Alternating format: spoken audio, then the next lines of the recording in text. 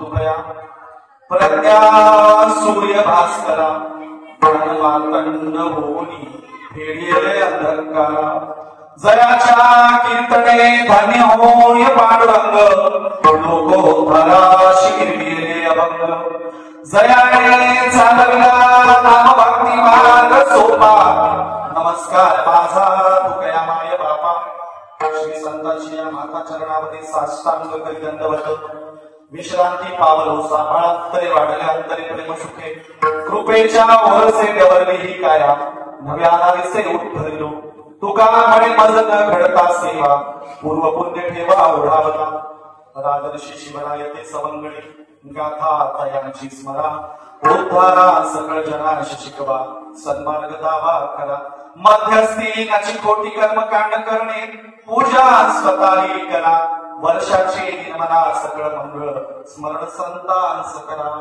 प्रस्तुत प्रसंगी आज आपण सेवेसाठी घेतलेला अभंग सगळ्यांच्या परिचयातला आणि संत चळवळीतला वेळोवेळी संत चळवळीला योग्य दिशा देणारा आणि अत्यंत आत्मा असणारा हा अभंग आहे. हा अभंग निरोपणाचे गुरु आणि संत नामदेवरायांचे शिष्य छत्रपती शिवरायांचे मार्गदर्शक आणि महाराष्ट्रामध्ये 5वे वेद देणारे जगद्गुरु जगतवंदे तुकोबारायांचा हा अभंग आहे.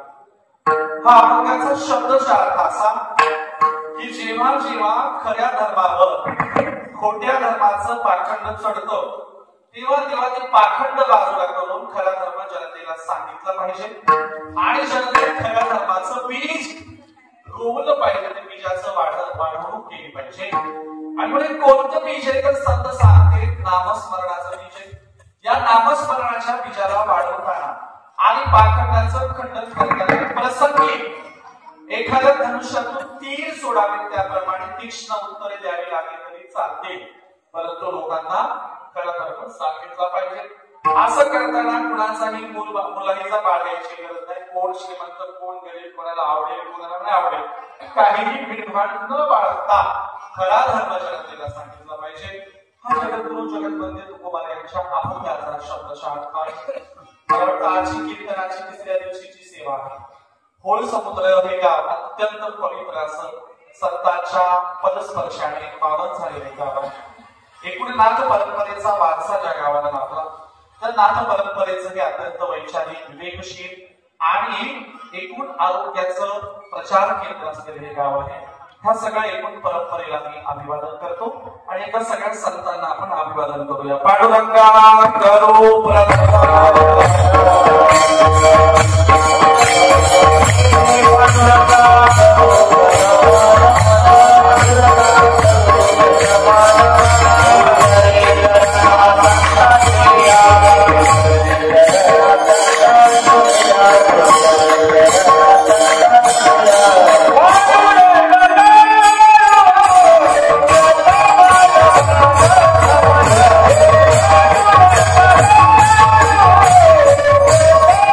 Oh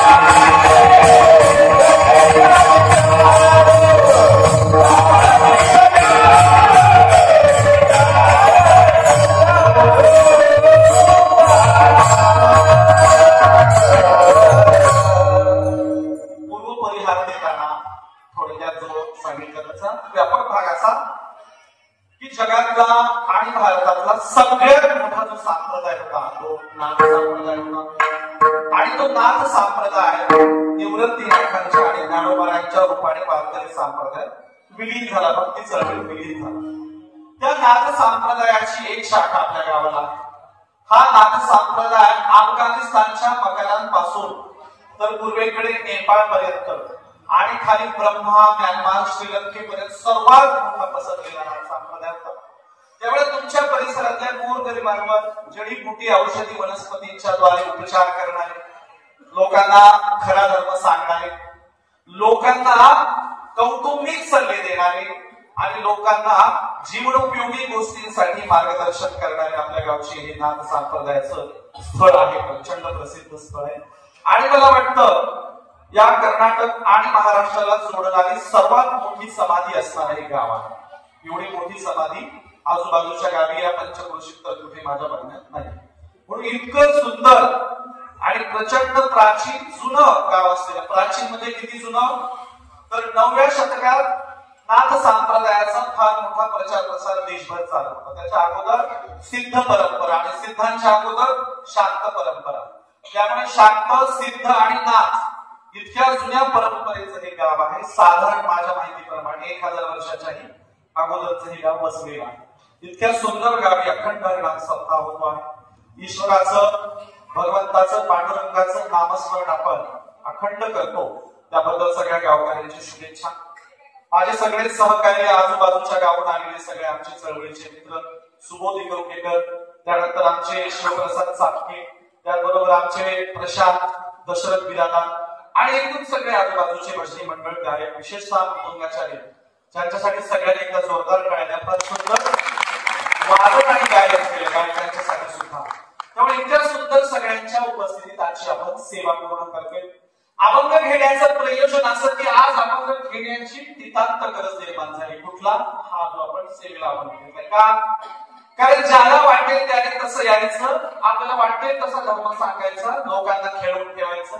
लोक तात्पुरते खेळतात पण प्रसंगी त्यांना मूर्ख बनवायचं आणि आपलं पाकिट घेऊन निघून जायचं, असं प्रयोजन सुरू आहे सध्याला असा काळ. अशा काळात तुकोबारायांचा हा अभंग जनतेत घेऊन जाणं नितांत गरजेचं आहे. म्हणून आपण आज हा अभंग चर्चेला घेतला. एका अभंगाच्या एका चरणाचे 2 भाग पडतात. आपण अभंगाचं जे पहिलं चरण सोडवत आहोत त्याचे 2 भाग आहेत. एक आहे धर्माचं पालन, हा एक भाग आहे, आणि दुसरा त्याच चरणामध्ये आहे पाखंडाचं खंडन करणे.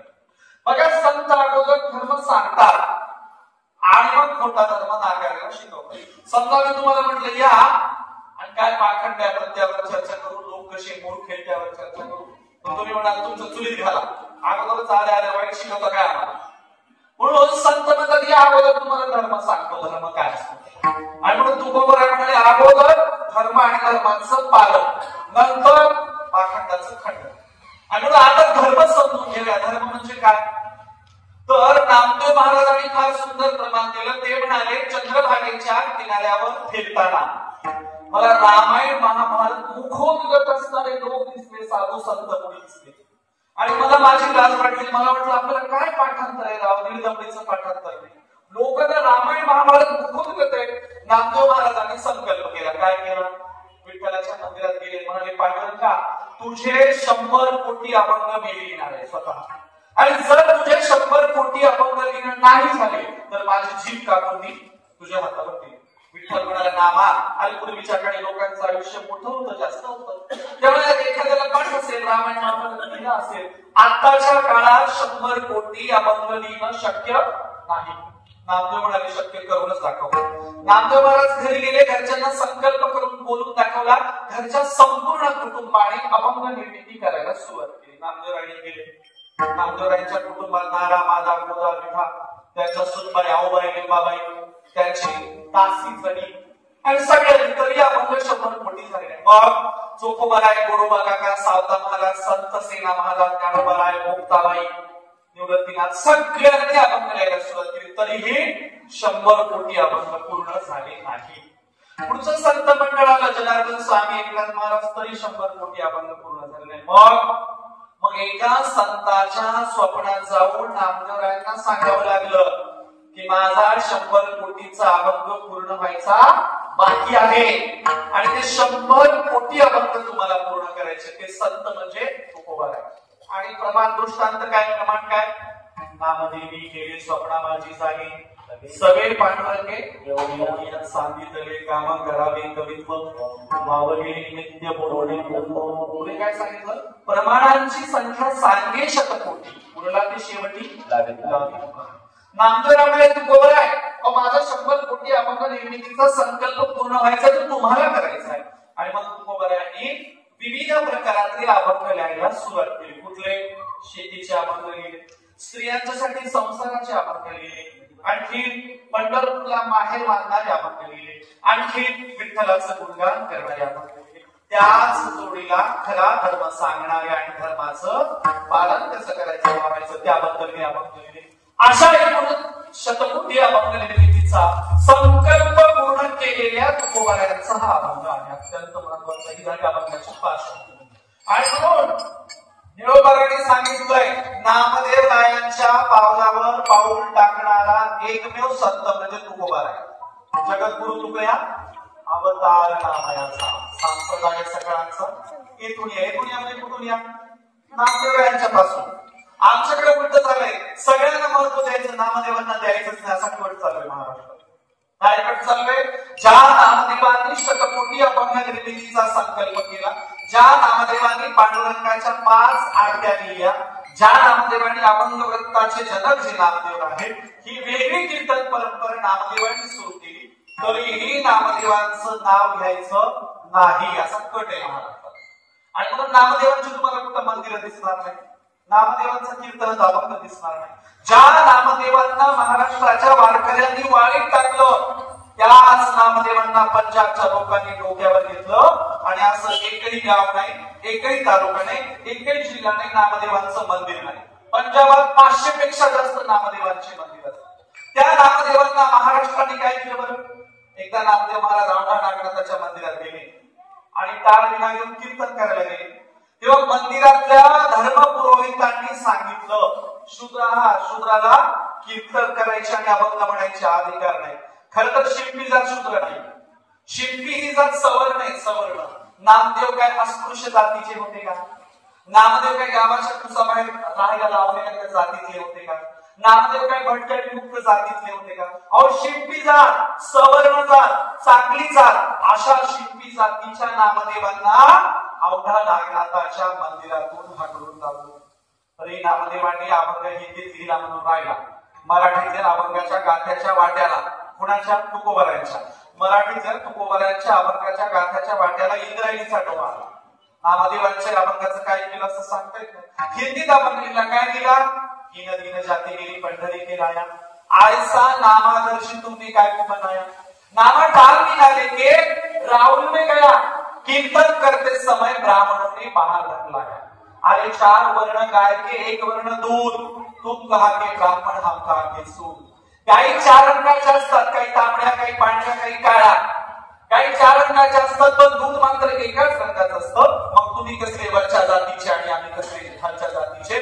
धर्मपुरोहितांना नामदेवांनी जाहीर प्रश्न केला आणि नामदेवांनी खरा धर्म सांगितला. खरा धर्म कोणता? मला सांगा, जो धर्म भेदभाव करतो तो धर्म असेल का? धर्म म्हणण्याच्या लायकीचा आहे का तो? तुमच्या धर्मात माणसाला माणूसपणाचा दर्जा नसेल तर काय उपयोगाचा? मी माझा स्वतंत्र धर्म प्रकटन करणार आहे. तो पूर्वीचाच आहे पण त्याचं प्रकटन करणार आहे. काय? परतल्या श्रुती म्हणती नीती नीती आम्हा गाता किती सापडले. काय सापडला मला? आम्हा सापडले वर्ग करू भागवत धर्म आणि आमचा भागवत धर्म करणार आहोत. म्हणून वारकऱ्यांच्या धर्माचं पहिलं नाव काय? भागवत धर्म. तुकोबारांनी फार सुंदर प्रमाण दिलं. म्हणजे माझ्या गुरुला नामदेवांना मंदिराच्या बाहेर केल्यावर तू असा पुढे धर्म असतो. नामदेव म्हणाले आमचा असा धर्म आहे. तुकोबाराय म्हणाले आमचा असा धर्म आहे. आम्हाला जळी स्थळी काष्टी पाशाने विष्णू दिसतो. सर्वत्र जिकडे आम्हाला विष्णू दिसतो तो आमचा वैष्णवांचा धर्म. विष्णुमय जग वैष्णवांचा धर्म. भेदाभेद ब्रह्म अमंगळ. दुसरं वाक्य फार महत्व आहे. भेदाभेद ब्रह्म. जिथे भेदभाव होत नाही तो आमचा वैष्णवांचा धर्म आहे.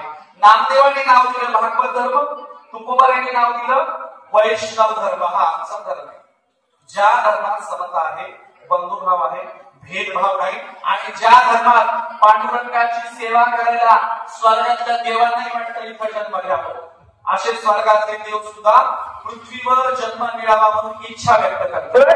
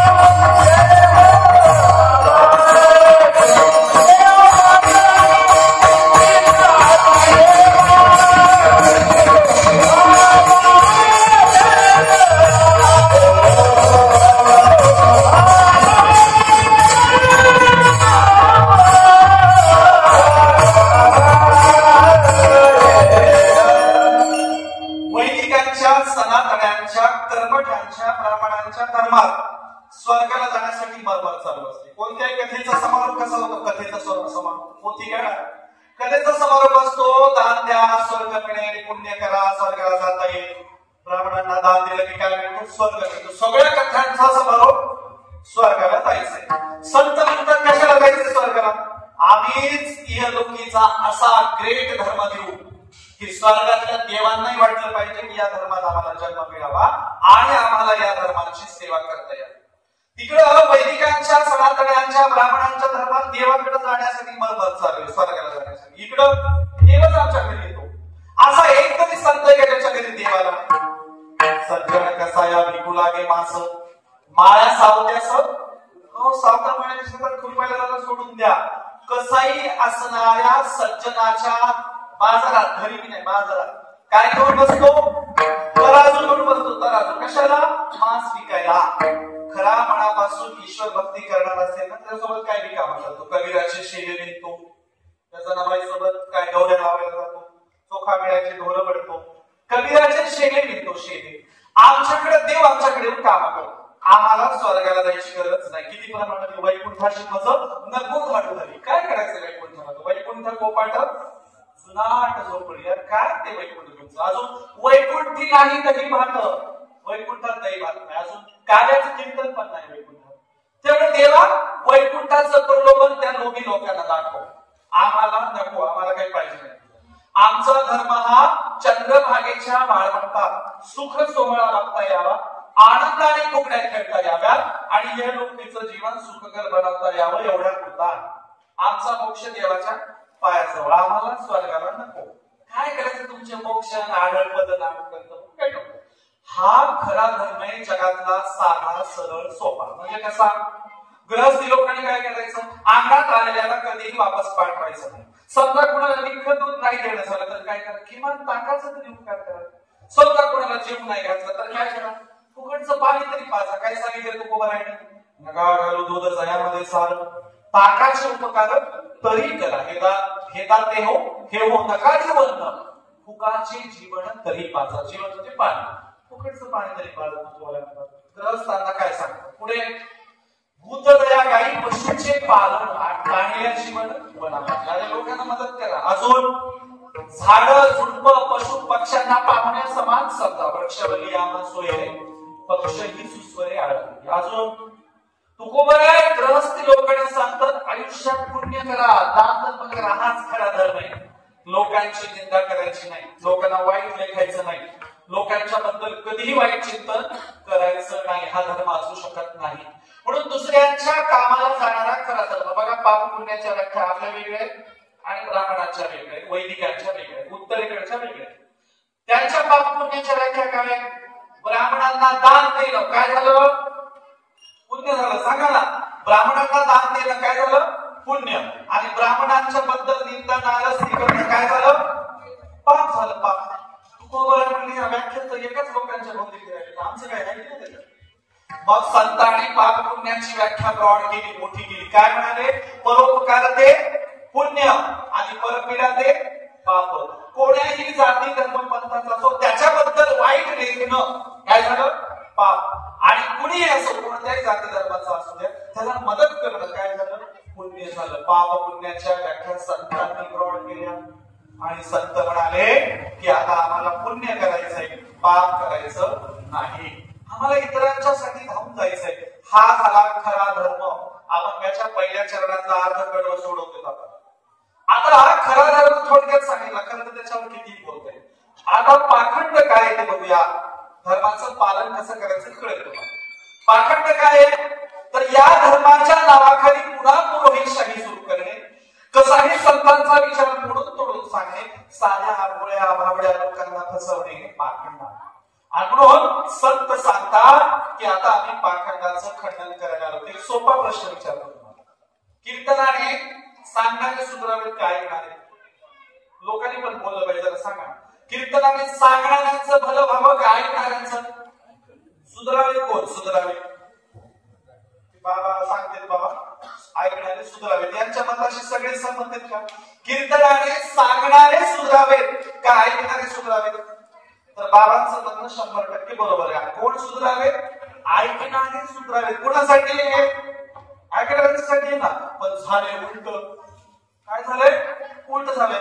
ऐकणाऱ्यांचे दाबड बसलेत, ऐकून ऐकून ऐकून तिथंच बसले. काय बदल झालं नाही. गड्या गेल्या, वाडे गेले, पुरुष गेले, हाय तिथे. आणि सांगणारे असे आगळभंग झाले. त्यांना तर नव्या कंपनीच्या गाड्या पूर्ण, मला तर नावही माहिती नाही त्यांची, पण 2-4 जगवार, ऑडी बिडी सगळ्या गाड्या पूर्ण हेलिकॉप्टर ते सांगणार. आणि म्हणून हे पाखंड आहे. खरं तर बदल व्हायला पाहिजे तर यांच्यात, पण बदल झालाय ह्यांच्यात. आणि या पाखंडाचं खंडन करण्याची नितांत गरज आहे. आणि त्यासाठी तुकोबारायांनी हे अभंगाचं पहिलं चरण घेतले, ते आपण सोडवलं.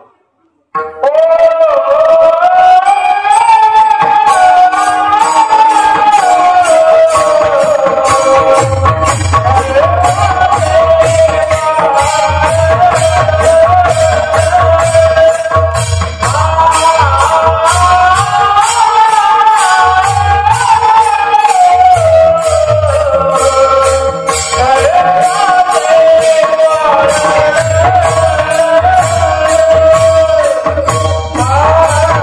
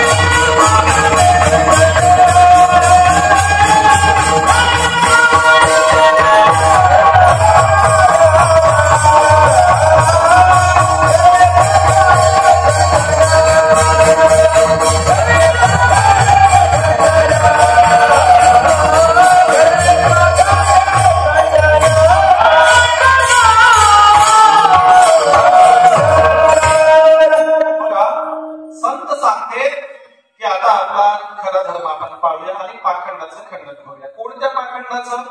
तर संत महाराज सांगतात आमच्यावर विश्वास ठेवा, आमच्या अनुभवावर विश्वास ठेवा.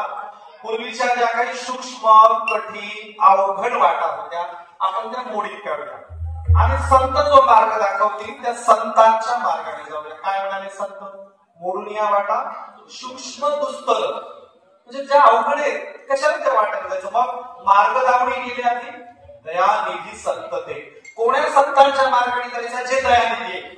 अहंकाराच्या कशाला मार्गाने जायचा?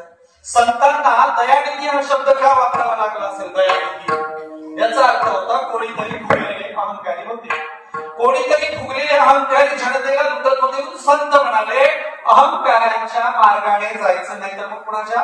दयानिधी संतांच्या मार्गाने जायचं. मग अहंकाराचा मार्ग कोणता होता? आता बघायचं असेल तर काशीच्या घाटाला जाऊन घ्या. आमच्या गावातले श्रीमंत होतं, त्याला काय रुखी आली मला म्हातारीच्या हाडे घेऊन काशीला जातो म्हणून गेला काशी करून घ्यायला. काशीला गेल्याच्या नंतर काशीच्या घाटावर अगडकुंभ देवदूत बसलेले देवाचे बाप काशीच्या घाटावर. आणि ते महाराष्ट्रातलं धोतर टोपीवाले गिराईक दिसलं की मोठ्या आगडकुंभ त्या कठाळ्याने महाळ्याने ठरवलंय गिराईक पाच. मग ते दोन गेले कठाळ्यावाले म्हणजे चला इकडे आमच्या देवबापाकडे तुमचे विधी करतील. हे गेला देवबापा म्हणले सगळे विधी करून देण्याचे 25,000 पडतील. अहो म्हणला सगळ्या पाहुण्यांच्या खिशातले जरी काढले गाडीतला तर तेवढे होणार ना. एवढे कुठून घेऊ म्हणलं? देवबापा म्हणले आता आम्हाला काही गरज नाही, तू गिरे आमचं झाला, तू कोणाकडे जाय तुझा विधीच करणार नाही. 25,000 तुझ्याकडे कसं काय? हा दुसऱ्या घाटावरला देवबापाकडे गेला. ते म्हणा नको बाबा तू आधीच आगीच्या घराला गेलास, आता तुझा विधी करून देऊ ते मला मारायचं. हा तिसऱ्या घाटावर गेला. एकाही घाटावरचा देवबापा याचा विधीच करेल. शेवटी 15,000 तिकडून विधी केला. ते मला जाते हाड घेऊन तिकडं त्या महादेवाच्या पिंडीत हात घालत पाण्यात कुठं हात घालत काय सांगितलं गेला. ते अशी तिथं मरणाची गर्दी. त्या गर्दीमध्ये हात घालून ते शिवलिंग हाताने पाणी हाताने गेला. मध्ये शेपला लोकांनी जे दाबला, कुठं कोणतं वरून चढायला, कोणत्याने कमरावर पाय दिला, कोणत्याने पाया, कोणत्याने पिंडी पडला खाली आला. तसंच गावात ग्रामपंचायतच्या समोर उभं राहून सांगतोय मोकळं दर्शन झालं. म्हणला मोकळं दर्शन मोकळं नाही झालं, हेच मोकळं झालं. संत म्हणाले काय म्हणाले? वाराणसी गया पाहिली द्वारका परिणोही तुका सारे पांडुरंगाचे सर कोणाच्या बापाला येणार का?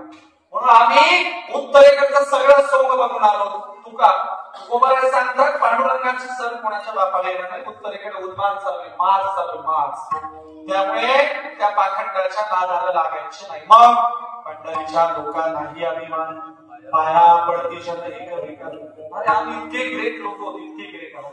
आम्ही एकमेकांच्या पाया पडणारे लोक आहोत. एकमेव जगातला भागवत धर्म वारकरी धर्म असा आहे ज्याच्या लहानगा सुद्धा असेल, लहान असेल त्याच्या देखील पाया पडलं जातं. वैदिकांच्या, ब्राह्मणांच्या, सनातन्यांच्या धर्मात ब्राह्मण वर्ग, शूद्रातिशूद्रांच्या, शेतकऱ्यांच्या, कुरमटाच्या, मराठा माळ्यातल्या तांबळाच्या पाया पडताना कधी बघितलंय? देवबापांनी पाया पडताना बघितले का तुमचे? म्हणून संत म्हणाले आमचा समतेचा धर्म आहे, विषमतेचा नाही. म्हणून संत काय म्हणाले? सगळ्यांशी येथे आहे अधिकार, सगळ्यांना अधिकार आहे. अजून कुणाला अवेश्यला अधिकार आहे. वेश्येला अधिकार देणारा एक धर्म आहे. मानवपात्र वेश्येची मुलगी दिंडीची प्रमुख होती. म्हणून इथे सगळ्यांना वेश्येला अधिकार आहे. नारी, नर आणि लहान बाळांना देखील अधिकार आहे संत सांगतात. म्हणून असा हा समतेचा धर्म आहे. पाखंडाचं खंडन करायला सांगतो. आणि म्हणून संत सांगतात आता उत्तरेकडचं सोडून द्या, आपण एकाच भगवंताच्या मागे लागतो, एकाच भगवंताची उपासना करू. जो द्वारकेहून आला, पुंडलिकाच्यासाठी विटेवर उभं राहिला आणि ज्याने तुमच्या मागे सगळ्यांचं भलं केलं, असा एकच चित्ती धरायचा. कोण? रुक्माईचा पती.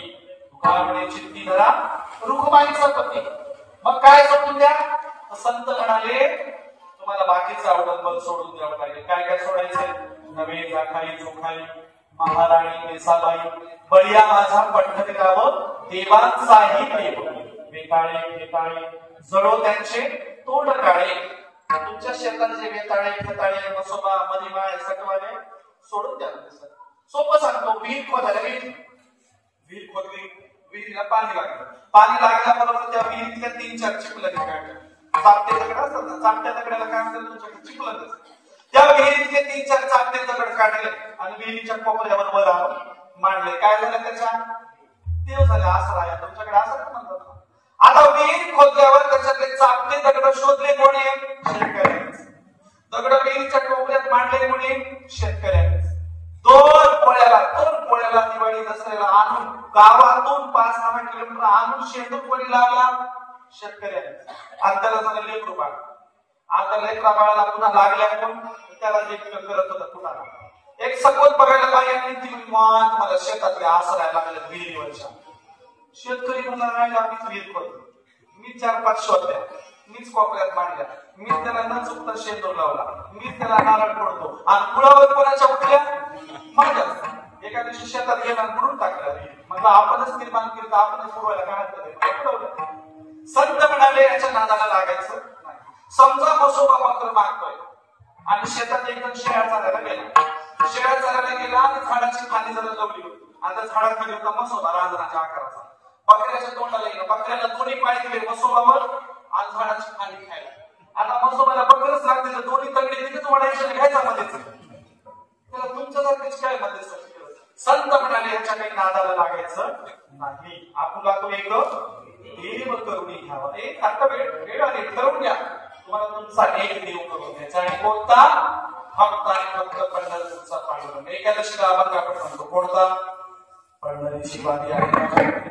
आणि कधी इतर तीर्थ वर्तन करायची गरज नाही. आणि न कधी स्पष्ट सांगितले तरी आमचं कसं आहे, ढाळचं जातं. तुमच्या सगळ्यांच्या घरी आलं हे दिसणार आहे काय? ढाळचं तिकडे शाकाहारी देव आहे आणि इकडून मांसाहारी देव आहे. शाकाहारामध्ये दुर्गा, अंबाबाई, महाकाली सगळे ढाळचं यावं. आणि इकडून तुकोबा आहे, पांडुरंग, विठ्ठल.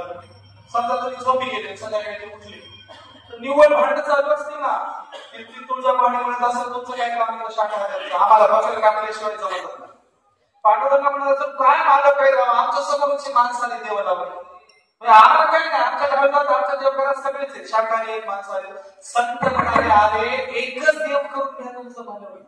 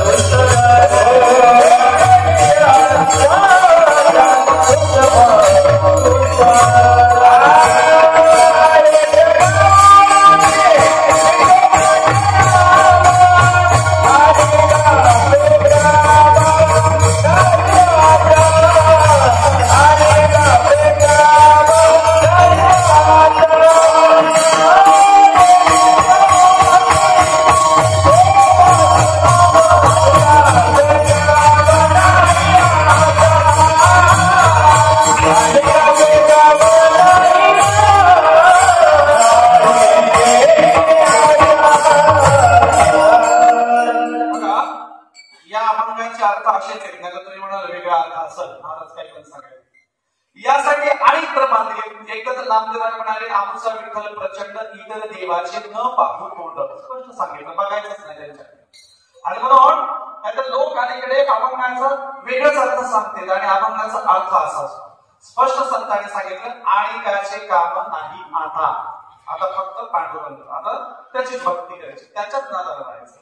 बघा मी एक जणांच्या गावी गेलो, घरी गेलो आणि त्या गावात एक जण आपला जुना कार्यकर्ता होता, भक्त होता. त्याला म्हटलं ये फलाण्या फलाण्या माणसाच्या घरी नवीन बांधकाम करायला पाहुणा, अगदी आरसीसीचं फरशी बिरशी मस्त पैकी टाकली, पाहुणा शेतातून आला, ज्याला बोलून घेतलं. आल्याबरोबर सगळे पाय बिये चिखलाने भरलेले होते आणि त्या पाहुण्याच्या घरच्या फरशीला टाचा पुसायला, चिखलाचे भरलेले पाय पुसायले. कोण पुसायला? ते मला अभंगच आहे की तू बघायचा पुसावयाशी वाटे जे जे भेटे तयाशी. आता अभंगाचा अर्थ असा बरं का, जे जे भेटलं त्याला पाय पुसायचे. एक जण बैलगाडीने घेऊन शेतात मसाला बिसाला आणलाय, पारावर ठेवला, पारावर राहायला लागला. म्हणजे का मला महाराजांनी त्या अभंगात सांगितलंय, वाहिला हा संसार देवाच्या पायी, किंवा देवाच्या पायी वाहिला हा संसार.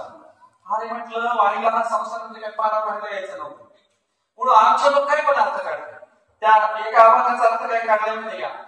काय अभंग होता, जेथे करावे कीर्तन तिथे अन्न नसेवा. महाराज लोक म्हणतात जिथे कीर्तनाला उभं राहतात का जगातीवर जेवायला बसत नाही, असा अर्थ आहे का त्याचा?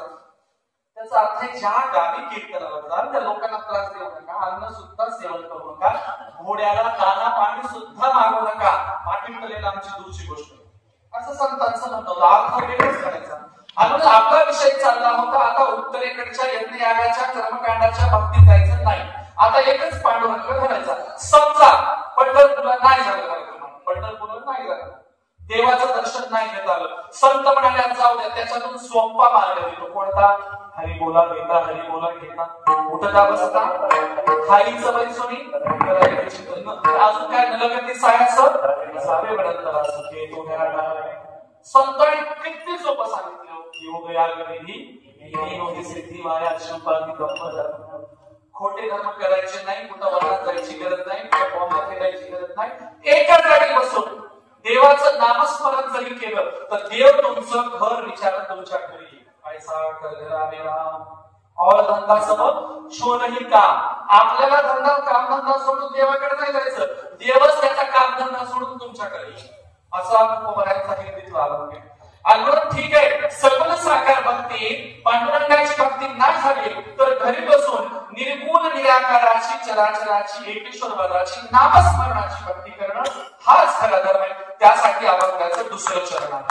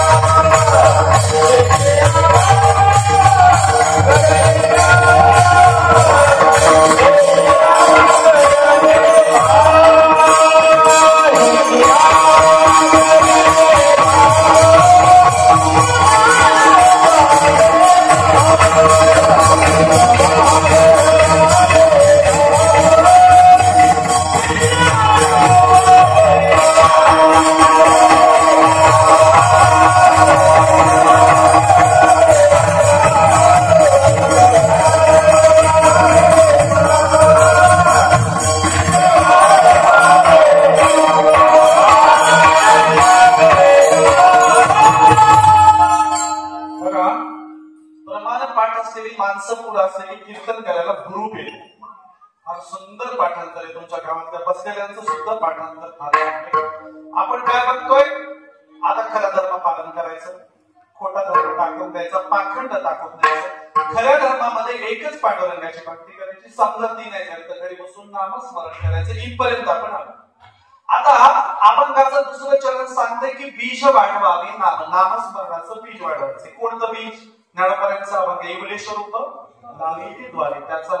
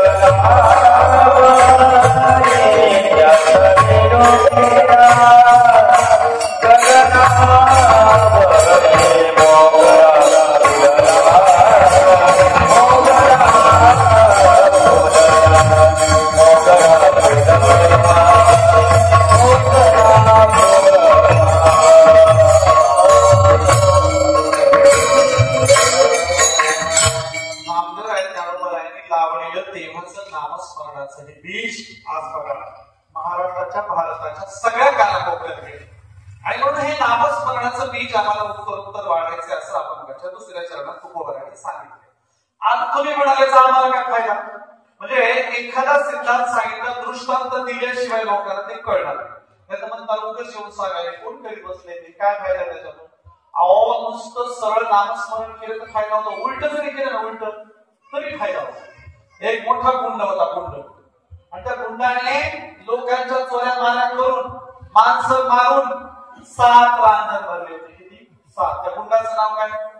वाल्या. अगोदर कुंड म्हणून बघू, मग आपण त्यांना ऋषी म्हणू. अगोदर एका कुंडाने माणसं मारून 7 रांजण भरले. नाव वाल्या कोळी. आणि त्याची भेट रस्त्याने नारायण नारायण करत जाणाऱ्या कोणाशी झाली? नारदाशी. काय येणार माणूस काय नुसतं आपलं शेतात बडत बडत करत चाललं. आडवा झाला, चल तुझ्याकडे काय पैसे बिशे पाकिट सोनं चांदी काय? ते मला आम्ही संदेश देवाचा दाखवत चालू. माझ्याकडे काय असं नाही, काहीतरी द्यावं लागेल. तुला विनंती दिली, ते म्हणजे देतो बाबा, तुला लय लाख मोलाची गोष्ट देतो, लाख मोलाची, तुझ्या आयुष्याचं भलं होत नाही. पण एकदा हे जे धंदा करतो ना, त्याची भागीदारी घरी कुणी आहे का विचारून ते मला काय बोलतात. सगळ्या कुटुंब भागीदारी जाऊन विचारून ते घरी गेला, बायकोला विचारला, माणसं मारून 7 रांजण झाले, त्यातल्या एका तरी रांजणाची भागीदार होशील का? ती म्हणजे कुटुंब चालवणं म्हणून तुमचं काम आहे. बाहेर माणसं मारतात का चोऱ्या माऱ्या करतात, आम्हाला काय करायचं? घर जगवणं तुमचं काम आहे, मी काय सहभागी नाही. मग मुलांना विचारलं, म्हणजे बाबा माय सहभागी होत नाही, आम्ही काय म्हणणार? तुमची आता मी बायको सहभागी. मायबापाकडे गेले, मायबाप म्हणजे आम्हाला सांगणार तुझा धंदा तू काय करतो आम्हाला माहित नाही, आम्ही तुझ्या पापात सहभागी नाही. वापस आला, नारद मुनीला भेटला, हो मला कुणीच पापाची भागीदार झाले गेले, जा तुला एक मंत्र देतो, साधा सरळ सोपा आहे. झाडाखाली बसायचं आणि काय म्हणायचं? राम राम म्हणायचं, नुसतं राम राम. मला ह्याने काय म्हणाले म्हणून तर मग मनाला सुरुवात केली, राम राम कुठे गेले तोंडात? उलट सुरू झालं, मला मला मला मला मला मला म्हणून सुद्धा काय झालं? वाल्याचा वाल्मिक ऋषी झाला. वाल्मिक ऋषी ज्याने रामायणासारखा बृहद आणि मोठा ग्रंथ लिहिला. बघा, एका माणसाने उलट नामस्मरण केलं तरी फायदा होतो. कुठे नामस्मरणाच्या भक्ती मार्गात बरं का, म्हणजे यज्ञात माणसाला यज्ञात होत नाही. यज्ञात उलट बनला की मातीच होते, मंत्र उलटा गेला गेला की सकत सत्यानाशच. यज्ञाला बायको लागते, नामस्मरणाला बायको लागते का? रामाला यज्ञात सीता नव्हती, सोन्याची मूर्ती बसवावी लागली. यज्ञाला बायको लागते, नामस्मरणाला बायको लागत नाही. यज्ञाला आंघोळ करून बसावं लागतं, नामस्मरणाला आंघोळीची गरज नाही. सकाळी उठला कोदड्यातून पारसं तरी नामस्मरण करता येतं. काळवेळे नाम उच्चारित नाही, नामस्मरणाला काय वेळ काय उच्चारणाची गरज नाही. बरं, पुढे नामस्मरणाला दिशेची सुद्धा गरज नाही. यज्ञाला दिशा बघितल्याशिवाय येत नाही. इतका साधा सरळ हा भक्ती मार्ग आहे. उलटा मंत्र म्हणणाऱ्या सुद्धा वाल्याचा वाल्मिक ऋषी झाला. अजून काय उदाहरण देता येईल? चोखोबांची बायको, महिलांची फार सुंदर कथा आहे. चोखोबांची बायको एकदा गरोदर होती. 9वा महिना पूर्ण होत आला. अशा वेळेला चोखोबरा बिना घेऊन निघाले पंढरपूरला. बायको आवाज दिला, ओ मालक, 9वा महिना सुरू आहे, घरात बाळांपण करायला कुणीच नाही, बाळांपणाचं सामान आणून द्यावं लागेल आणि तुम्ही तोंड घेऊन निघाली तर पंढरपूरला विठ्याचं कान तोंडाचं तोंड बघायला. एक शब्द सुद्धा सांगा. काय म्हणाला? विठ्याचं कान तोंडाचं तोंड बघायला निघाला. काय म्हटले त्या पांड्याचं नाव घेण्यात? आणि तुमचं काय विठ्यात कान तोंड आहे ना का माझं बाळांपण करायला? चोखोबा म्हणजे आता इतक्या शिव्या उधळायला त्याच्या नावाने, तर त्याच्यावर भार टाकतो, मी काय वापस येणार नाही. चोखोबा पंढरपूरला गेले आणि वाकड्या तिकड्या शिव्या देणाऱ्या सोयराबाईंच्या बाळंपणाची तयारी पांडुरंगाने केली. विटेवर उडी मारली, सुंदर सावळ्या रंगाच्या स्त्रीचा वेश धारण केला, अंगभर दागिने घातले. म्हणजे काय, त्या हातामध्ये दणकडे कडे वाडे गाजले, त्या गळ्यामध्ये एक दाणी कंबर पट्टा झुंबर, सगळं सुंदर संसारिक स्त्रीची वेशभूषा धारण केली. लाल पाळीचा ब्लाउज घातला, दोरी भरलेल्या पिशव्या तयार ठेवल्या आणि पांडुरंग निर्यात बसायला लागला. तोच बाहेर गेलेली रुक्मिणी आली ओरडत, आगा कोण बाई बसली आमच्या मालकाच्या विटेजवळ? घुसली तर घुसली, तिथं जाऊन साडी नेसल्या. त्या बाईच्या मनगटाला धरला आणि रुक्मिणीने ओढत ओढत बाहेर आणलं. आणल्यावर रुक्मिणी बघती तर काय आमचं ध्यान स्वतः मालकच आहे. हो मालक, कुणासाठी हा नट्टापट्टा चाललाय? काय चाललंय? काय बाईचा वेश कुणासाठी धारण केलाय? कोणत्या भक्तावर अडचण आली? विठ्ठलाने सांगायला सुरुवात केली, रुक्मिणी अगर ती सोयराबाई बाळांपण कळा द्यायला लागली, मी केलं पाहिजे. देवा, वराह अवतारात शिंगावर पृथ्वी उचलणं जेवढं सोपं वाटतं का, तेवढं बाळांपण सोपं नसतं. देवा, अनाथामुळे पिशव्या मी जाते, मी बाळांपण करते. पांडुरंग म्हणाला, रुक्मिणी तुला पाठवलं असतं, पण तुझं वाघ नको या काठाने, तुझे नख वाढलेले असेल, त्या लेकराला आंघोळ घालत जाशील तर गळ्याला लग्न आवश्यक, तुझा काय भरोसा? मला गरम पाणी दिसायला काढ म्हटलं तर डायरेक्ट उकळतं टाकते, त्याच्यात थंड पण टाकत नाही. एका दिवशी उकळतं पाणीच मी अंगावर घेतलं, पोळालं मला. लेकराला आंघोळ घालायला गेलं, असंच उकळतं पाणी ओतलं तर काय करायचं? तुझ्यावर माझा विश्वास नाही. पांडुरंगाने दोन्ही पिशव्या घेतल्या. मंगळवेळेच्या दिवशी पांडुरंग उतरला. लोकांची चर्चा झाली सुरू झाली, इतकी सुंदर सावळ्या रंगाची स्त्री कुणाकडे आली? लोक म्हणायला लागले देशमुखांच्या गडीवर आली असत, देशमुखांच्या गाड्या गेल्या. लोक म्हणजे पाटील वस्तीत आली असेल, पाटलांची वस्ती गेली. लोक म्हणजे कुंभारवाड्यात आली असेल, चर्मकार वाड्याला असतील, कुंभारवाडा गेला, चर्मकार वाडा गेला, अस्पृश्याची वस्ती लागली. महारवाडा लागला. महारवाड्याचं दुसरं तिसरं घर गेले की एका घरावर थाप केली, वहिनी दार उघडा. पुन्हा आवाज दिला, वहिनी दार उघडा. सोयराबाईंनी काही दार उघडायला तयारी दर्शवली नाही. पांडुरंगाने थोडासा दरवाजा ढकलला आणि दरवाजा ढकलल्याच्या नंतर पांडुरंगाचा उजेड संपूर्ण घरभर पसरला.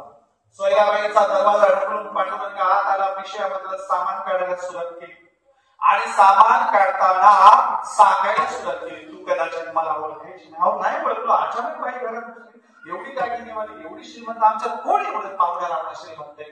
तुमचा परिचय द्या. माझं नाव विठाबाई. बर, मग कोण? तुमच्या मालकाची मोठी बहीण. खोटं बोलू नका, माझ्या मालकाला मोठी बहीणच नाही. कस काय? त्यांना एकच बहीण आहे निर्मळा, ती बुलढाणा जिल्ह्यात मेवणराजाला राहते, ती सगळ्यात लहान आहे. माझ्या मालकाला मोठी बहीण नाही. अगं तुझ्या मालकाने सांगितलं नसेल मी तुझ्या मालकाची मोठी बहीण आहे. का नाही सांगितलं? कारण तुमच्या लग्नाच्या अगोदर मी एक जणांचा हात धरून पळून गेले होते. म्हणून गेला. कुठे गेला? द्वारकेला गेले. द्वारकेला पळून गेला. मग आता द्वारका म्हणालात का? नाही, तिथं सुद्धा नाती नाही. मी दुसरा घरोबा केला, त्याला सोडून दिलं आणि पंढरपुरात दुसरा संसार थाटला. पंढरपुरात कुठं घर आहे? चंद्रभागेच्या वर आमचा लय मोठा वाड आहे. एक गिरणी चालली होती, विनेकऱ्याचे पाय धुत होते. पाय धुतला आणि वर बघते तर काय दादा निघाला. दादा म्हणला झालं गेलं भांडण, ते सोडून जा, तिचं बाळपण करायला आले. सोयराबाईला काही खरंच वाटणार. दुसरा तिसरा दिवस झाला आणि पांडुरंगाचे सोयराबाईच्या पोटाला हात लागताच कर्ममेळा महाराजांचा जन्म झाला.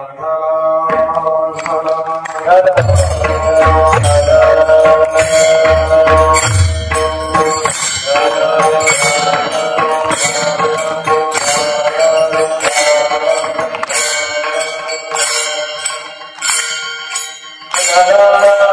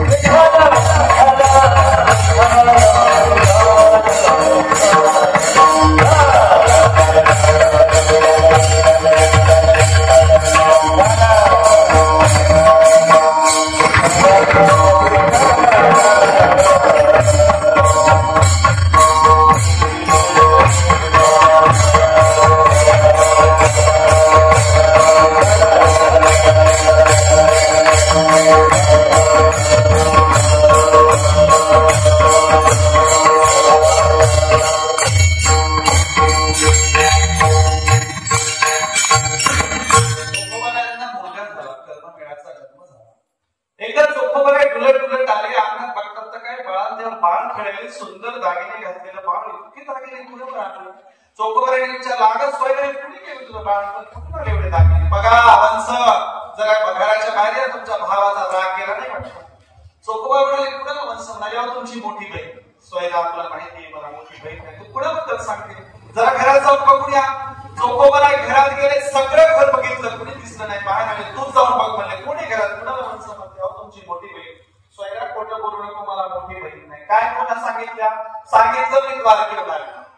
अगं चाटाणे, माझा देव पांडुरंग तुला खाना कोणा सांगत, तुला ओळखायला नाही. अजून काय कोण सांगितली? द्वारकेला नांदले नाही, पंढरपुरात राहिला. अगं बरोबर आहे ना, द्वारकेचा कृष्ण पुंडलिकासाठी पंढरपूरला आला. अजून काय सांगितलं? नाव काय सांगितलं? मिठाई सांगितलं, मिठाई. पंढरपुरात कुंडला सांगितलं चंद्रभागेच्या वर वाडा आहे. माझा पांडुरंग शिव्या देणाऱ्या सोयराबाईंच्या बाळांपणाला जातो आणि आम्ही एवढी भक्ती करून आम्हाला भेटत नाही.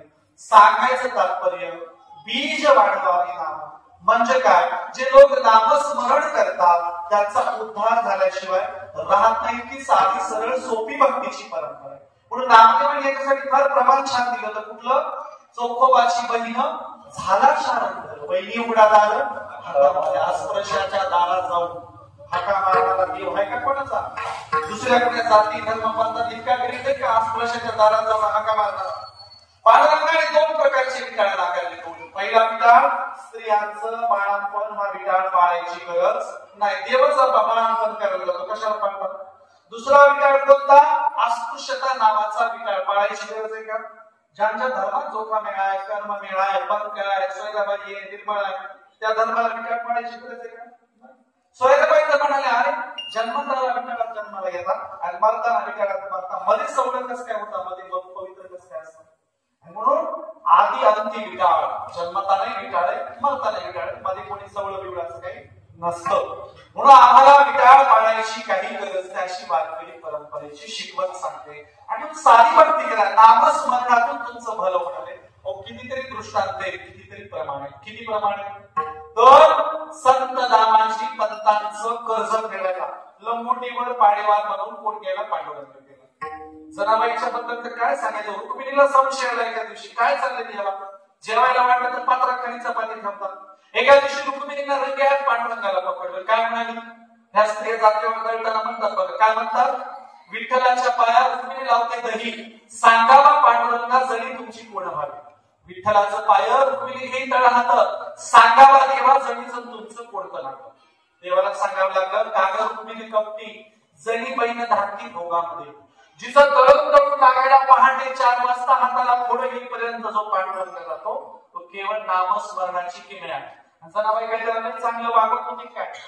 जनाबाई शिवाय द्यायची, अरे विठा मूळ मायेच्या कारड्या तुझी रांगण घेऊ, तुझं मड बसो. जनाबाई म्हणायची ही लाडी भक्ती आहे, लाडी भक्ती. म्हणून नामस्मरण केल्याने तुमचं भलं होतं. कर्मकांडाची भक्ती करायची गरज नाही, पोथ्या बिथ्या वाचत बसायची गरज नाही. कधी काय म्हणतात? पोथी पडी पडी जगवा भयान पंडित कोई, काही अक्षर पडे प्रेम के सो पंडित कोई. अरे नुसत्या पोथ्या वाचून तुम्ही पंडित होत नसतो, इतरांशी प्रेमाने जे वागतात त्याला पंडित म्हणायचं असतं. आणि म्हणून हा नामस्मरणाचा साधा सरळ सोपा भक्तीचा मार्ग आहे, त्याच्यावर आम्हाला आचरण करायचंय. अभंगाचं 3रं चरण बघूया.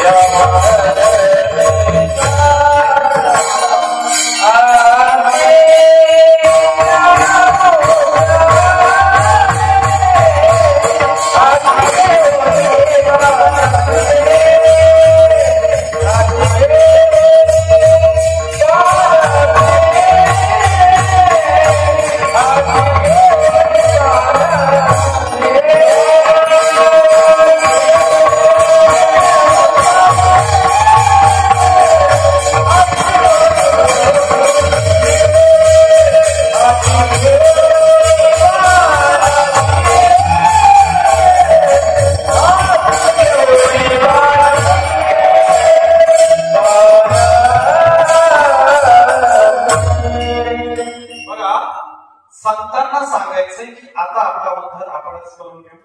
आणि म्हणून हे सांगताना संत म्हणतात की आम्हाला प्रसंगी तुमच्या हृदयाला लागणारे शब्द वापरावे लागले तरी चालतील, पण आम्ही तुमच्या भल्यासाठी कठोर सुद्धा बोलणार आहोत. तुकोबाराय काय काय कठोर म्हणाले.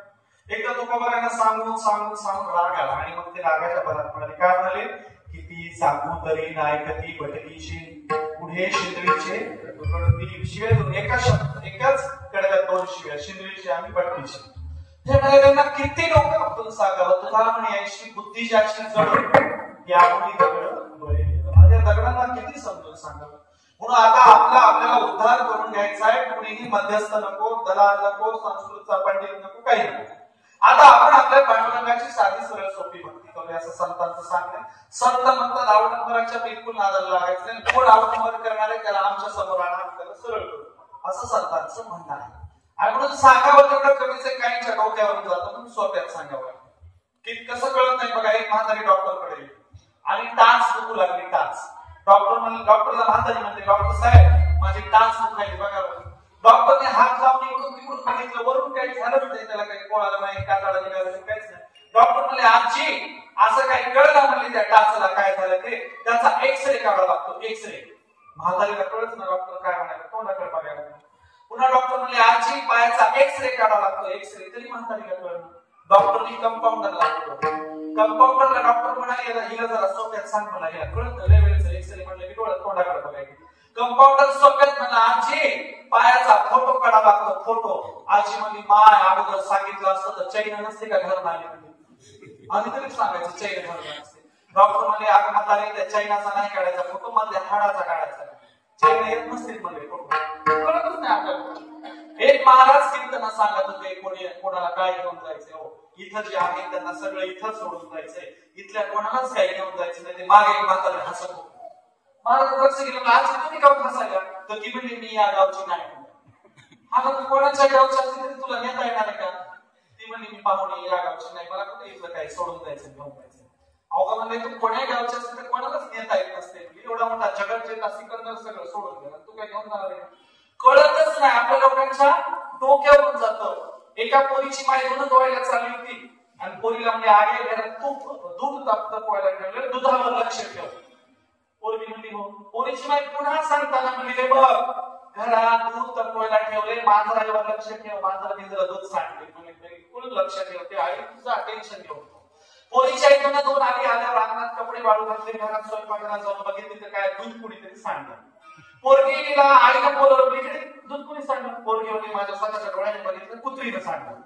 मग पोरीशिवाय तुझ्या डोळ्याने बघितलं तर कुत्रीला का नाही आणलंस, तर पोरगी म्हणजे माय तू खोटं बोलायचं नाही. सातारा म्हणली होतीस मांजरीवर लक्ष ठेव, मी एक पण मांजर येतोय नाही. तू कुठं म्हणते ती कुत्रीवर लक्ष ठेव.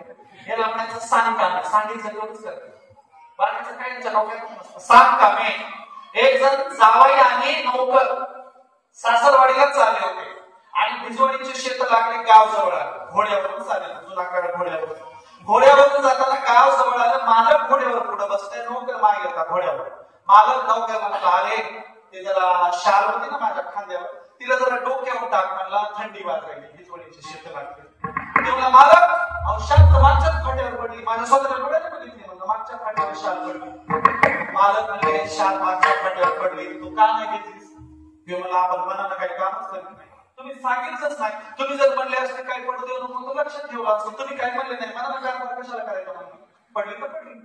मालक म्हणला हात जोडून पाया पडतो बापा, आता तरी घोड्यावरच काही पडू देऊ नको, लक्ष ठेव. लोकांना मला सांगितलं आता तंतोतंत पालन होणार. मग गाव लागलं, मालक घोड्यावर उतरले, सासऱ्याच्या घराकडे निघाले. नोकराकडे तिकडे लगामणीला घोडं बांधून घे म्हणले.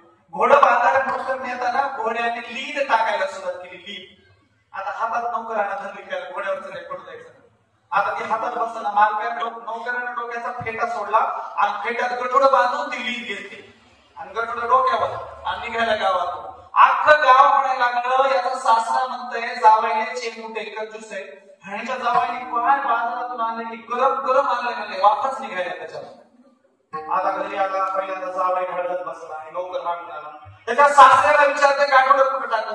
सासऱ्याला वाटलं जावाई बापून लय भारीचा पदार्थ आणलाय, एकदम मधल्या घरात नेलं त्या लादीच्या घरात, टाक म्हणा तिथं गाठोडं टाकलं. सगळ्या वाडावर नुसता वास सुटलाय. जावायला सासरा म्हणते जावाई बापू असा कोणत्या बाजारात आयटम आणलाय नुसता सुगंध दरवळायला वाडाभर वास आहे. जावई म्हणून आम्ही कधी येताना निघताना काय केलं नव्हतं. नोकरांनी मला काही कारभार केला. नोकर लक्षात काय काय थोड्यात नोकर म्हणले मालक तुम्हीच सांगितलं होतं घोड्यावरचं काही पडतो यायचं नाही, घोड्याची लीड आहे आठवड्यात बांधून आणली. असा कार्यक्रम आपल्या लोकांना कळतच नाही, सांगता लोक. म्हणून संतांना म्हणावं लागलं, पुन्हा पुन्हा पुन्हा पुन्हा सांगावं लागलं, अरे आता तरी खरं करून घ्या. तुकोबारायला म्हणाले आता तरी पुढे हाची उपदेश नका करून आशा सकाळच्या पाया माझे म्हणून संतांना आता तरी बदला. पुन्हा आम्हाला संतांचा हा शब्द पाळायचा आहे. एकदा भजन करून आपण त्याचं शेवटचं चरण आपण सोडूया.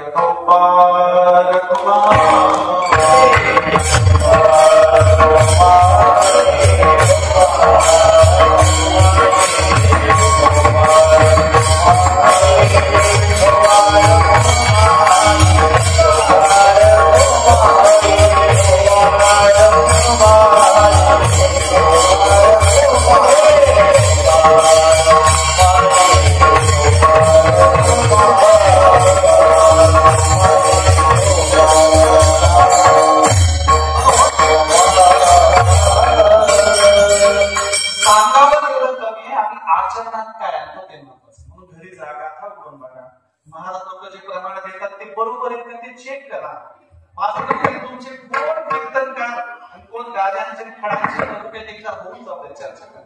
त्यांना विचारा हे संतांचं म्हणणं आम्ही सांगतो ते बरोबर आहे का ते सांगतात ते बरोबर आहे. आम्ही गाण्याच्या बाहेरचं काही सांगतो गातातच आहे ना.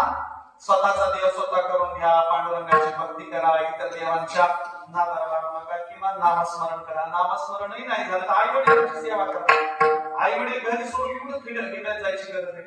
पण जिवंतपणे माय बापाची सेवा नाही मिळाल्यावर म्हातारा ताकाला लाडू घातले लोकांना आपल्या गावाला खायला घालून काय खायला आयुष्यभर म्हातारा ताकासाठी मेलं तर सुद्धा. आणि म्हणून संत सांगतात इहलोकीचं जीवन सुखकर बनवलं पाहिजे, आई वडिलांची सेवा केली पाहिजे, एकमेकांशी चांगलं वागलं पाहिजे. गाडी महाराज फार हुशार होते. आपल्या लोकांना बोलून कळत नाही, कृती करून सांगावं लागतं. एकदा गाडी महाराज चंद्रभागेच्या किनाऱ्यावर गेले, पिंडदान चालवलं. पिंडदान गाडी महाराजांनी देवबापाला विचारलं, हो देवबापा काय चालली? शिडी, सोन्याची गाय, अमुक लय सोन्याच्या वस्तू पदार्थ, ते काय जोडा, काय साडी, काय फेटा पिटा दिसायला. देवबापा म्हणले आता हे गाडी महाराज कपडे फाटलेले, एका गोसाव्यासारखे साधे दिसणारे, गोसाव्यापेक्षा म्हणण्यापेक्षा पुढे एखाद्या भिकाऱ्यासारखे दिसणारे, हातात झाडून फुटून खापत. ते देवबापाला वाटलं कुणीतरी येडा आहे पागाने म्हणून ते सोप्यात म्हणले. काय झालं, यांचे वडील स्वर्गाला गेले, त्यांना मी ह्या वस्तू पाठवायला बोलले. वस्तू सोन्याची गाय, सोन्याची शिडी. देवबापा म्हणले स्वर्गाला पाठवायले, कुठे स्वर्ग? गाडगे महाराजांनी देवबापाला प्रश्न विचारला, स्वर्गाला पाठवायले कुठे स्वर्ग? अमेरिकेच्या इतकाय का?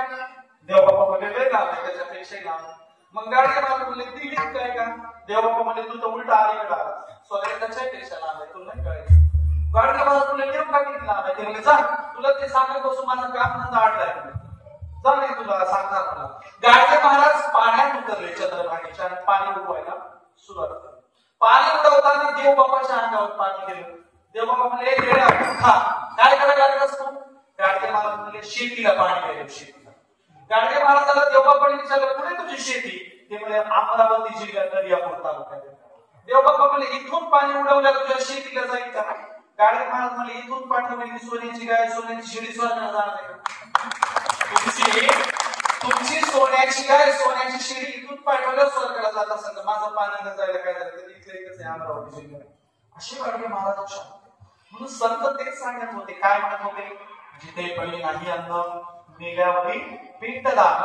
हे तर चाळवा चाळवी केली आपणच केली, स्वतः आपणच करायचं, आपणच जेवायचं, चाळवा चाळवी काय उपयोग आहे? संत सांगतात. म्हणून संतांचा सगळा विचार बाजूला गुंडाळून ठेवला आणि ज्याला जसं तसं वाटत तसं उधळत निघाले. उधळत ते गायीचं वासर असते बघा, वासर बांधून बांधून त्याचे पाय हे होते, जखडून जाते. मग त्याला सकाळी सोडलं की गायीचं वासर काय करते? शेपूट वरी करून उधळते, जिकडे जाता येईल तिकडे उधळत जाते. तसं चाललंय आमच्या लोकांचं, कोणीकडे उधळायचा कार्यक्रम. आणि म्हणून संत सांगत होते या माणसांचं भलं करणारा सोपा धर्म दिला पाहिजे, या माणसांचं इहलोकी चांगलं झालं पाहिजे, या माणसांना कुठे हेलपाटे मारायची गरज पडू नये. अहो शेती कशी करावी याबद्दल 100 दिवशी अभंग तुकोबा राहायचे. पेरणीचा अभंग कोणता?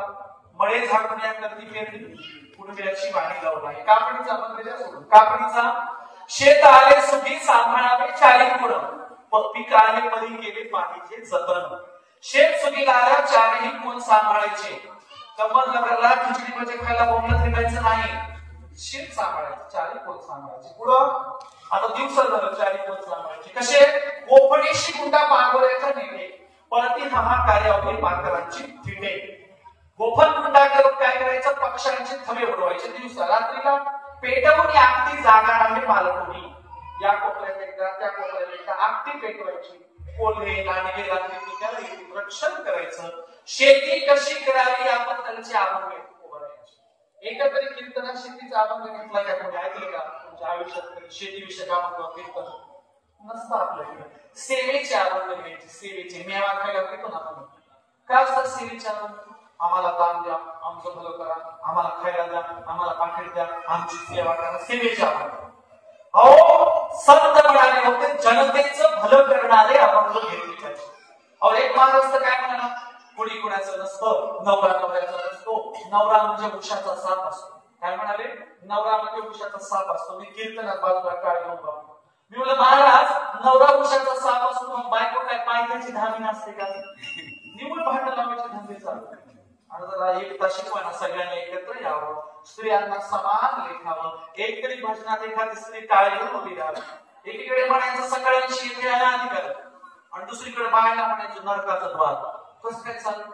एकीकडे म्हणायचं स्त्रियांना देखील अधिकार आहे, दुसरीकडे स्त्री म्हणजे आधम योनी न स्त्री स्वातंत्र्य होती. काय चाललं काय? स्त्रियांना बरोबरीचे अधिकार. संतांचा हा विचार आता आम्हाला आचरणात आणायची वेळ आली. म्हणून तुकोबाला म्हणतात आता आम्ही कुणाचीही भीडभाड बाळगणार नाही. अभंगाचं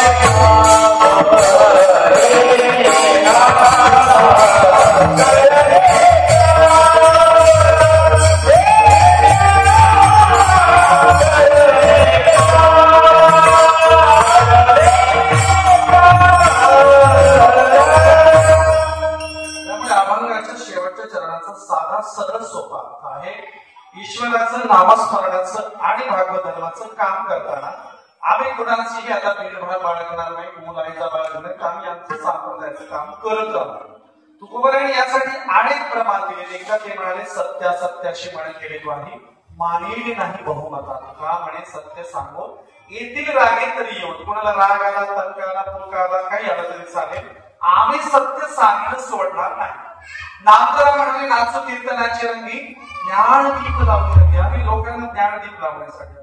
तुकोबाराय म्हणाले उजळावय आलो वाटा, खरा खोटा निवाडा. आता होऊन जाऊ द्या निवाडा, खरा काय खोटं काय. म्हणून संतांचं सांगणं आहे, खरा खोट्याचा निवाडा करा आणि खऱ्याची बाजू घ्या, चांगलं जीवन जगा. सांगण्यावर तेवढं कमीच आहे.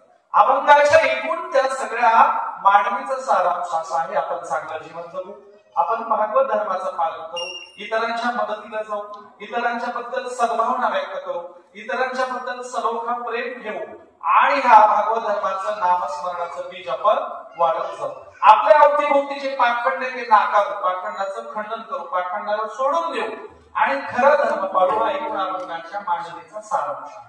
महिलांसाठी विशेषतः काय हे सांगितलेलं तत्वज्ञान आचरणात आणायचंय, शिकायचंय, अभ्यास करायचंय, वाचन करायचंय. नाही तर काय आमच्या बायाचं 4 महिला ऐकलं तर येतच नाही, आल्या तर शेवट भांडणाने होतो. आपल्या बाया 4 एकत्र येत नाही, आल्या तर शेवट भांडणाने होतो. आणि 2-4 महिला एकत्र बसून गप्पाला सुरू झाल्या तर काय चर्चा असते, कोणाची नांदना, कोणाची पळून गेली, कोणाला कोड फुटला, ह्याच्यावर चर्चा असते. पण आमची सामर्थ्यावर पापुरुषांवर यांच्यावर चर्चा असते. एक भांडमुदल म्हातारी होती बघा, समारोपाचा शेवटचा दृष्टा. एक लय भांडमुदल म्हातारी होती, अख्ख्या गावाला भांडून कुरकुराला परेशान केलं. नेमकं तिच्या नातवाचं लग्न.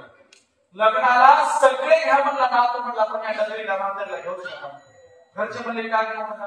हे म्हणजे लोकांच्या घरी भांडण काढलं तर काय करायचं. घरचे म्हणले आम्ही म्हातारीला सांगू, तू काळजी करू नको जा. नवरदेव हळदीला गेला, म्हातारीला आदल्या दिवशी सांगितलं आजी लोकांच्या घरी चाललो लग्नाला, कोणाला बोलायचं नाही, भांडण काढायचं, चांगलं जगायचं, कोणाला लग्नाच्या ठिकाणी भांडण घडलं नका. म्हातारीला भांडू. म्हातारीला लग्न मंडपात नवरदेव नवरीच्या स्टेजच्या जवळ खुर्ची टाकून गेली. म्हातारी खुर्चीवर बसली. सगळं लग्न लागलं. सगळं लग्न लागल्याच्या नंतर लोक जेवायला पंक्तीत बसले. नवरदेव आणि नवरीने सगळ्यांना फोटो काढायला बोलवायला सुरुवात केली स्टेजवर. नवरदेवाच्या चुलत्या आल्या, आत्या आल्या, मामे आल्या, नवरीच्या चुलत्या आल्या, आत्या आल्या, मामे आल्या. म्हातारीचा नंबरच येईना. म्हातारीला वाटलं माझ्यावर कोणाचं लक्षच नाही काय, मला कोणी बोलवच ना.